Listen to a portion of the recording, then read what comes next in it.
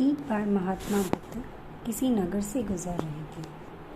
बुद्ध की नज़र एक कपड़े के व्यापारी पर पड़ी जो दुखी और हताश दिखाई दे रहा था। बुद्ध चलकर उनके पास गए और पूछा कि हे भ्राते, तुम इतने उदास क्यों हो?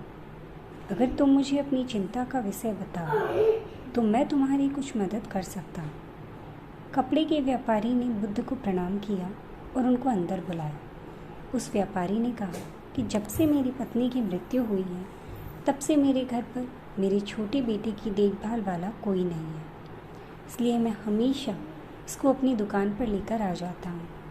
लेकिन मेरी दुकान पर आने वाले हर ग्राहक की पगड़ी को उछाल कर फेंक देता है, कभी कभी उनका झोला उठाकर बाहर फेंक देता है। मैंने इसे बहुत समझाया, डांटा, लेकिन यह नहीं समझा। इसकी इन्हीं हरकतों की वजह से मेरे सारे ग्राहक खुद को अपमानित मानकर वापस चले जाते हैं। बुद्ध बोले, मैं तुम्हारी सहायता कर सकता हूँ, पर तुम मुझे वचन दो कि मैं जो भी करूँगा तुम उसमें दखल अंदाजी नहीं करोगे, ना ही कोई प्रश्न करोगे। व्यापारी बुद्ध को वचन दे देता है। अगले दिन बुद्ध एक पगड़ी पहनकर आए और एक ग्राहक की भांति आकर बैठ गए। व्यापारी का बेटा आया और बुद्ध की पगड़ी को उछाल दिया। महात्मा बुद्ध मुस्कुराए और कहा, बहुत अच्छा, जाओ अब उस पगड़ी को वापस लेकर आओ। वह बच्चा दौड़ कर गया और पगड़ी लाकर बुद्ध को दे दी। अगले दिन बुद्ध एक कुल्हाड़ी और एक लकड़ी लेकर आए। उस लड़के ने फिर से उस पगड़ी को उछाल दिया।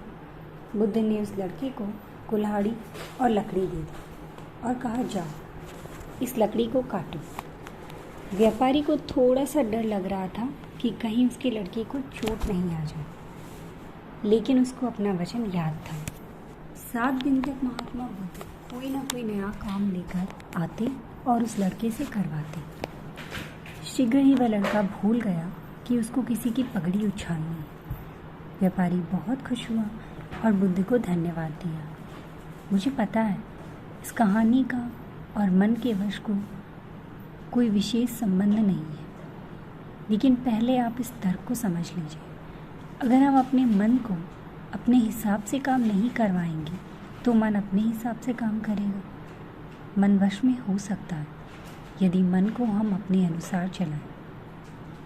मन 2 तरीकों से चलता है, या तो अपने हिसाब से काम कर सकता है या मन को हम अपने हिसाब से काम करवा सकते हैं।